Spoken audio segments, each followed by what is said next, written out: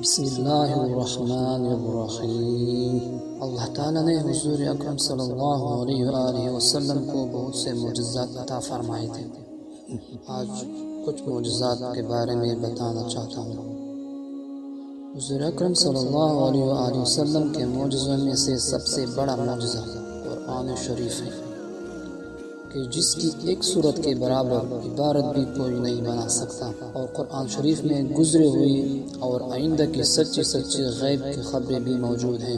رسول اللہ صلی اللہ علیہ وآلہ وسلم معراج شریف سے واپسی پر لوگوں سے سفر معراج کے احوال بیان کرنے لگے اور بیت المقدس سے آگے سدرۃ المنتہا تک اپنے جانے کی خبر دی تو کفار اسے جھٹلانے لگے اور بیت المقدس کی نشانیاں پوچھنے لگے اور بعض ایسی علامات پوچھے کہ جن پر شب میں آپ صلی اللہ علیہ وآلہ وسلم نے غور نہ فرمایا تھا۔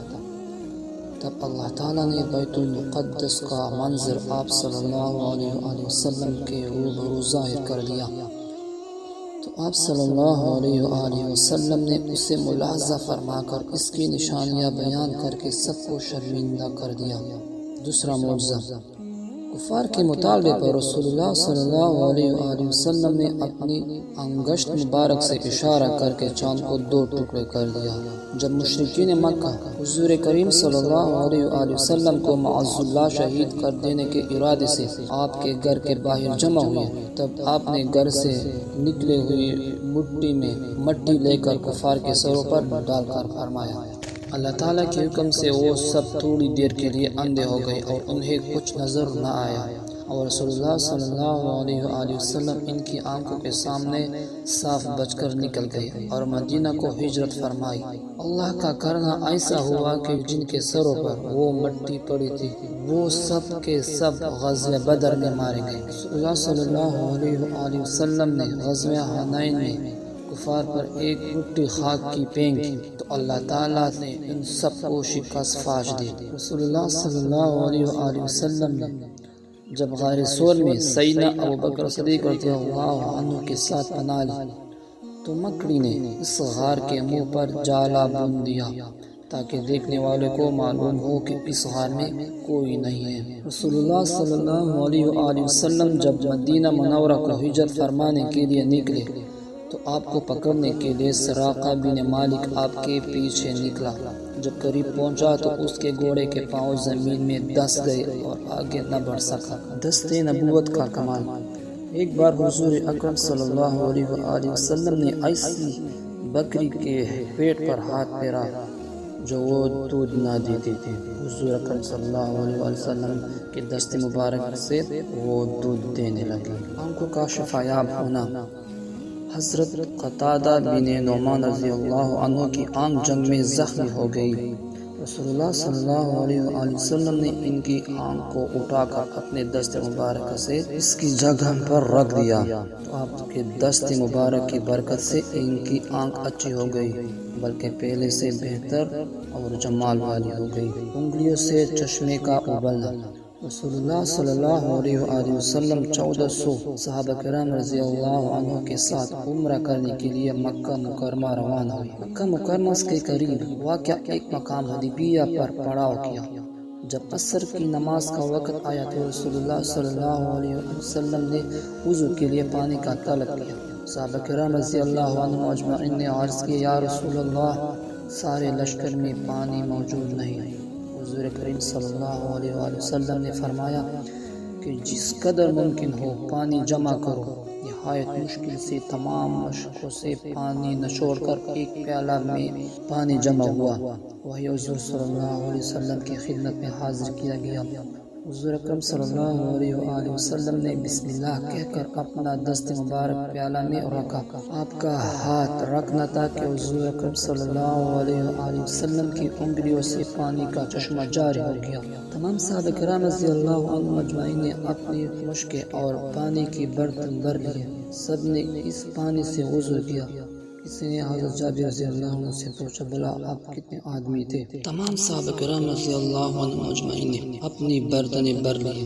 سب نے اس پانی سے وضو کیا۔ کسی نے حضرت جابر رضی اللہ عنہ سے پوچھا، بلا آپ کتنے آدمی تھے جو پانی پینے والوں میں شامل تھے؟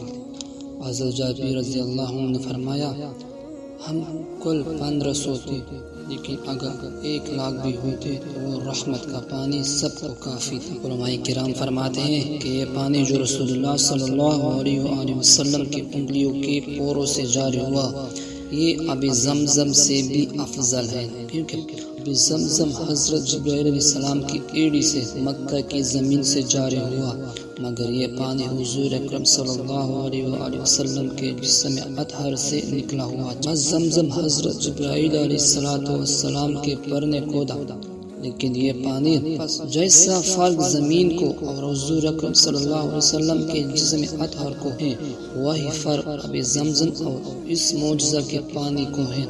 یہ پانی اب کوثر سے بھی افضل ہے کہ وہ فرشتوں کے ہاتھوں سے پیدا ہوا، اور یہ سید الاولین والآخرین کے دست مبارک سے پیدا ہوا۔ بس جو فرق ملائکہ کے مرتبہ کو حضور اکرم صلی اللہ علیہ وآلہ وسلم کے مرتبہ سے ہے، وہی فرق اب کوثر کو اس معجزہ کے پانی سے ہے۔ پہلے انبیاء کرام علیہ السلام نے پتھروں سے پانی نکالا، درختوں سے پانی نکالا، مگر جسم اطہر سے کسی پیغمبر نے پانی نہیں نکالا۔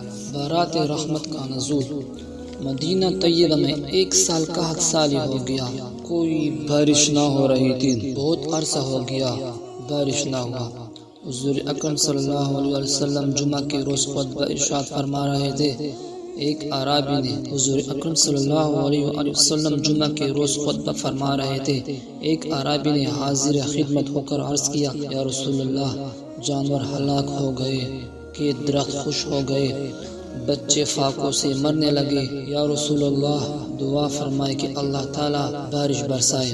یہ سن کر رسول اللہ صلی اللہ علیہ وآلہ وسلم نے خطبہ میں اپنے ہاتھ آسمان کی طرف اٹھا کر فرمایا، اے اللہ بارش برسا دے اور خشک زمین کو تر اور سوکھے کھیتوں اور زمین کو زندہ کر دے۔ صحابہ کرام رضی اللہ عنہم اجمعین کہتے ہیں کہ حضور اکرم صلی اللہ علیہ وآلہ وسلم کے ہاتھ اٹھانے سے پہلے آسمان پر اوبر کا نام نشان تک نہ تھا۔ حضور اکرم صلی اللہ علیہ وآلہ وسلم کے ہاتھ اٹھاتے ہی پہاڑوں کی طرح بادل اٹھ کر آئے اور اسی وقت برسنے لگے۔ مسجد نبوی سے پانی ٹپک کر حضور اکرم صلی اللہ علیہ وآلہ وسلم کے سر مبارک سے بہتا ہوا اور ریش مبارک سے ہوتا ہوا حضور اکرم صلی اللہ علیہ وآلہ وسلم کے لباس پر گرتا تھا۔ اس جمعۃ المبارک سے دوسرے جمعۃ المبارک تک مسلسل موسلادھار بارش ہو رہی تھی۔ جب دوسرے جمعۃ المبارک کو حضور اکرم صلی اللہ علیہ وآلہ وسلم جمعہ کا خطبہ فرمانے کے لیے کھڑے ہوئے تو ایک اعرابی نے پھر عرض کیا، یا رسول اللہ، بارش کی کثرت سے اندیشہ ہلاکت ہے، دعا فرمائے کہ اللہ تعالیٰ بارش کا سلسلہ بند فرمائے۔ یہ سن کر رسول اللہ صلی اللہ علیہ وآلہ وسلم نے خطبہ میں دعا فرمائی، مولا کریم، مدینہ کی بستی میں مطلع کھل جائے، جنگلوں میں برسے، دریا میں برسے، ضرورت کے موقع پر برسے۔ دیکھتے ہی دیکھتے مدینہ کے مطلع سے بالغ چھٹ گئے۔ درختوں کا اکٹھا ہونا۔ ایک دن سفر کے موقع پر حضور اکرم صلی اللہ علیہ وآلہ وسلم نے حضرت اسامہ رضی اللہ عنہ سے فرمایا، اے اسامہ، استنجا کے قابل کوئی پردہ کی جگہ ہے؟ حضرت اسامہ نے عرض کیا، یا رسول اللہ، دور تک صحابہ کا لشکر ٹھہرا ہوا ہے اور یہاں قریب میں کوئی جگہ قابل پردہ نظر نہیں آتی۔ یہ سن کر نبی کریم صلی اللہ علیہ وسلم نے فرمایا، دیکھو اسامہ، یہ درخت کھجور کے جو الگ الگ کڑے نظر آتے ہیں اور یہ پتھر جو دور دور سے پڑے دکھائی دیتے ہیں، ان کو حکم دو، سے جا کر کہو، رسول اللہ فرماتے ہیں کہ آپس میں مل جاؤ اور پتھروں تم درختوں کے بیچ میں دیوار بنا دو، حضور اکرم صلی اللہ علیہ وآلہ وسلم تمہارے پیچھے استنجا فرمائیں گے۔